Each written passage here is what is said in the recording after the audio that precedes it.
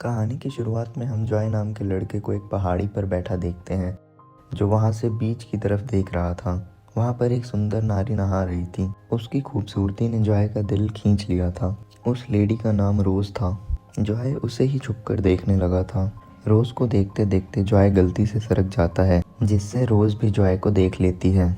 रोज को अपनी तरफ देखकर जॉय घबरा जाता है और वहां से भाग जाता है। कुछ देर बाद जॉय अपने माता पिता के साथ बाजार में घूम रहा था। उसके साथ उसकी छोटी बहन भी थी। इसी बीच उसे बाजार में रोज नजर आती है। वो भी बाजार में शॉपिंग कर रही थी। शॉपिंग करने के बाद जब वो जाने लगती है तो जॉय उसका पीछा करने लगता है।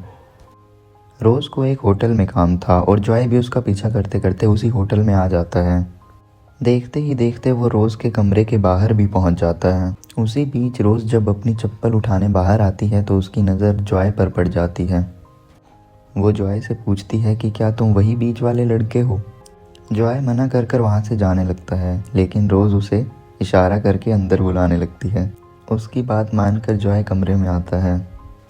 रोज़ पहले उसे ध्यान से देखती है, फिर उसके कपड़े उतारने लगती है ताकि वह उसे अपनी गुफा में ले सके। लेकिन जॉय घबराने लगता है और वहाँ से भाग जाता है। जॉय 17 साल का लड़का था और रोज़ एक 40 साल की औरत थी। अगले दिन जॉय अपने स्कूल में था। जॉय पढ़ाई में काफ़ी तेज़ था। स्कूल ख़त्म होने के बाद वह उसी होटल में फ़ोन करता है जिसमें रोज़ रुकी थी और उससे रोज़ का पता पूछने लगता है और कहता है कि वो मेरी ही रिश्तेदार है। दूसरी तरफ रोज़ भी अपने काम पर थी, जो लोगों के खत उन तक डिलीवर कर रही थी। उसी बीच हम देखते हैं कि जॉय रोज़ को दूर से देखने लगा, क्योंकि होटल वालों ने उसे रोज़ का पता बता दिया था। रोज़ को देखने के बाद वो सीधा अपने घर आता है। दूसरी तरफ रोज़ भी अपने लेटर डिलीवर कर कर अपने ऑफिस आ गई थी।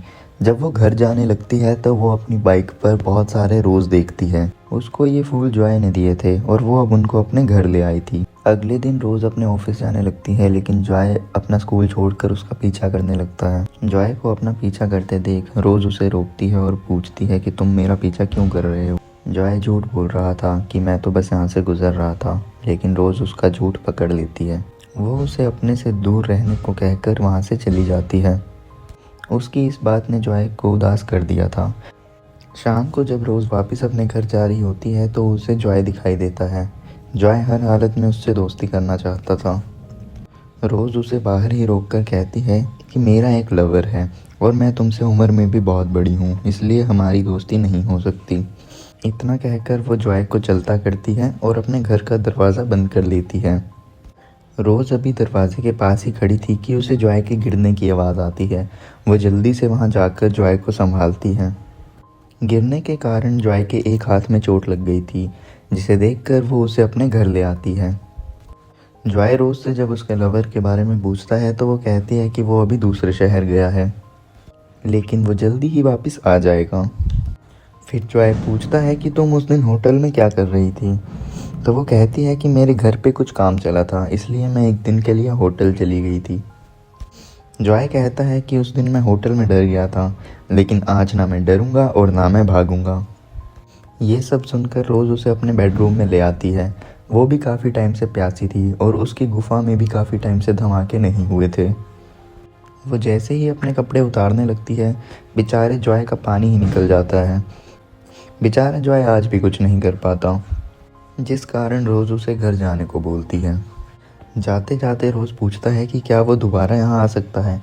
इस पर रोज़ कुछ नहीं बोलती। अगले दिन रोज़ स्कूल जाता है और वापस आते हुए दारू खरीद कर सीधा रोज़ के घर चला जाता है। रोज़ जॉय से उसके माता पिता के बारे में पूछती है तो वो कहता है कि उसके पिता एक बहुत अच्छे बिजनेसमैन हैं और मेरी माँ को फ़ोटोग्राफी का शौक़ था। मेरे पापा ने मेरी माँ के लिए एक स्टूडियो भी बनवाया था, लेकिन वो भी कुछ सक्सेसफुल नहीं हो पाया। बातें करते करते जॉय रोज़ को गर्म करने लगता है और देखते ही देखते वो रोज़ की गुफा में अपनी उंगली भी डालने लगता है। जॉय ने अपने हाथ से रोज़ की गुफा की गर्मी निकाल दी थी, जिससे वो काफ़ी ज़्यादा खुश होती है। अगले दिन जॉय अपने घर पर था। उसकी माँ कहीं बाहर जा रही होती है, इसलिए वो उसकी छोटी बहन का ध्यान रखने के लिए कहती है। थोड़ी ही देर बाद बारिश शुरू हो गई। जॉय की बहन टीवी देख रही थी। तभी जॉय अपनी बाइक लेकर सीधा रोज़ के घर चला जाता है। बारिश के कारण जॉय के कपड़े भीग गए थे, इसलिए रोज़ उसे कपड़े बदलने के लिए कहती है।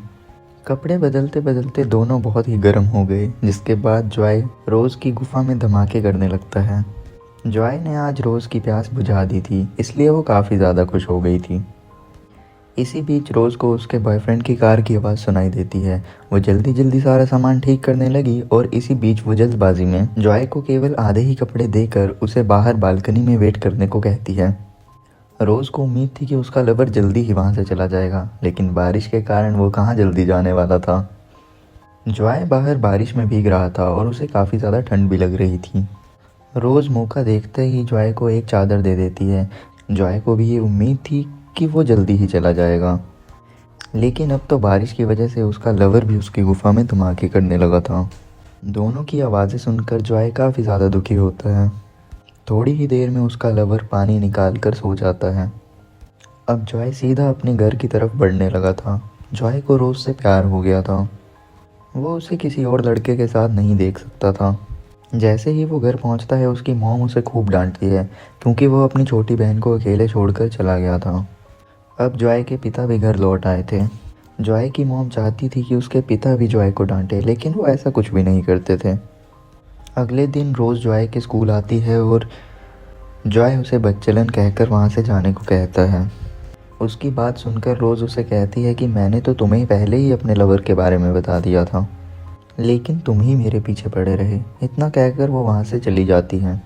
अब रोज़ जॉय के मॉम के स्टूडियो में जाती है, क्योंकि जॉय ने ही उसे बुलाया था। ये स्टूडियो काफ़ी टाइम से बंद पड़ा था। जॉय उससे माफ़ी मांगता है कि उसने उसे बदचलन कहा। रोज़ भी उसे माफ़ कर देती है और तभी वो एक दूसरे का पानी निकालने लगते हैं। धीरे धीरे जैसे जैसे दिन बीतने लगे, दोनों के बीच प्यार बढ़ने लगा। दोनों पूरा दिन घूमते फिरते और एक दूसरे की तस्वीरें भी लेने लग पड़े थे। ऐसे ही जॉय एक दिन रोज़ को अपने फार्म हाउस में लेकर आता है। ये शहर से काफ़ी दूर था और ये जॉय के पिता का था, पर दोनों यहाँ भी एक दूसरे का पानी निकालने लगते हैं। दूसरी तरफ जॉय की मॉम जब जॉय का कमरा साफ़ कर रही होती हैं, वो जॉय का फ़ोन देख लेती हैं। उस दिन जॉय अपना फ़ोन घर पर ही भूल गया था। जॉय के फ़ोन में सिर्फ़ और सिर्फ रोज़ की ही तस्वीरें मौजूद थी। रात को जब रोज़ अपने घर जाती है तो उसे उसका बॉयफ्रेंड मिलता है। वो उससे पूछता है कि तुम इतनी रात को कहाँ से आ रही हो। रोज़ इस बात को टालने की कोशिश करती है, जिससे उसका शक गहरा हो जाता है। वो गुस्से में आकर कहता है कि मुझे पड़ोसियों ने सब बता दिया है, तुम्हारे पास एक छोटा लड़का आता जाता रहता है। रोज़ अभी भी कुछ नहीं बोलती। इस पर उसका लवर बोतलों से अपना गुस्सा निकालने लगता है। बोतल का एक टुकड़ा रोज़ को जख्मी कर देता है। ये देखकर उसका लवर भावुक हो जाता है और अपना सारा गुस्सा भूल जाता है। वो रोज़ को दवाई देकर जल्दी से सोने के लिए कह देता है। रोज़ कहती है कि हाँ, एक लड़का उसके पास आता था, लेकिन उससे वो काफ़ी बड़ी गलती हो गई थी। उसके लवर को उस पर गुस्सा तो बहुत आता है, लेकिन वो उसे माफ़ कर देता है। दूसरी तरफ जॉय की माँ उससे पूछती है कि ये लड़की कौन है। जॉय कहता है कि वो सिर्फ उसकी दोस्त है। ज़्यादा पूछने पर वो बता देता है कि वो एक डाक विभाग में काम करती है। ये बात जॉय की मॉम उसके हस्बैंड से बता देती है कि हमारा बेटा एक बड़ी उम्र की लड़की से ही सब कुछ सीख रहा है। अगले ही दिन जॉय की मॉम रोज़ से मिलती है और उससे दूर रहने को कहती है, क्योंकि कुछ ही दिनों में जॉय के एग्ज़ाम शुरू होने वाले थे। उसकी मॉम चाहती थी कि जॉय पढ़ लिख कर एक बड़ा आदमी बने। उसे जॉय और रोज़ की दोस्ती भी पसंद नहीं थी। अगले दिन रोज़ जॉय के स्कूल आती है और वो उसे बताती है कि उसका लवर और वो जल्द ही शादी करने वाले हैं, इसलिए वो उससे दूर रहे। कुछ दिनों में रोज़ की शादी होने वाली है। ये सोचकर ही जॉय का दिमाग ख़राब होने लगता है। उसके एग्ज़ाम्स को भी अब कुछ ही दिन रह गए थे। अब जॉय के एग्ज़ाम्स शुरू हो गए थे, लेकिन जॉय अपने कमरे से गायब था। ये देखकर उसके माता पिता काफ़ी ज़्यादा हैरान हो गए थे। जॉय के लिए एग्ज़ाम्स देने ज़रूरी थे, नहीं तो उसका पूरा साल बर्बाद हो जाता। दूसरी तरफ रोज़ की शादी होने वाली थी और उसका लवर शादी की गाड़ी तैयार कर रहा था। तभी वहाँ पर जॉय के पिता आते हैं और उससे जॉय के बारे में पूछने लगते हैं, क्योंकि उन्हें शक था कि वो कहीं ना कहीं रोज़ के पास ही होगा। रोज़ भी उनकी बातें सुन लेती है और वो जल्दी जल्दी वहाँ से नीचे आने लगती है। जॉय के पिता उससे भी जॉय के बारे में पूछते हैं। जॉय रोज़ के साथ तो नहीं था, लेकिन रोज़ को इतना पता था कि वो कहाँ हो सकता है। जल्दी ही रोज़ जॉय के पिता के साथ जॉय को ढूंढने लगती है। वो जॉय के पिता को उसी फार्म हाउस में लेकर जाती है जिसमें वो दोनों एक दूसरे का पानी निकाला करते थे। वहाँ उन्हें जॉय मिल तो जाता है, लेकिन वो नशे की बेहोशी में था। वो जॉय को ठंडे पानी से नहलाते हैं ताकि उसका नशा उतर सके। नशा उतरते ही जॉय अपने पापा को एक पंच मारता है। और बोलता है कि साले तूने कभी मुझे आज तक समय नहीं दिया। उसके पिता जॉय पर काबू पाकर उसे अपने साथ घर ले जाते हैं। कुछ देर बाद जॉय एग्ज़ाम देने जाता है और रोज़ अपने लवर से शादी कर लेती है। जॉय को समझ में आ जाता है कि वो रोज़ से शादी नहीं कर सकता था क्योंकि उनमें तजुर्बे और उम्र दोनों का ही बहुत ज़्यादा फ़र्क था। कहानी के आखिर में जॉय अपनी ज़िंदगी को फिर से जीने लगता है और रोज़ के जाने के बाद भी वो वैसा ही खुश था। इसी के साथ इस कहानी का यहीं पर अंत हो जाता है।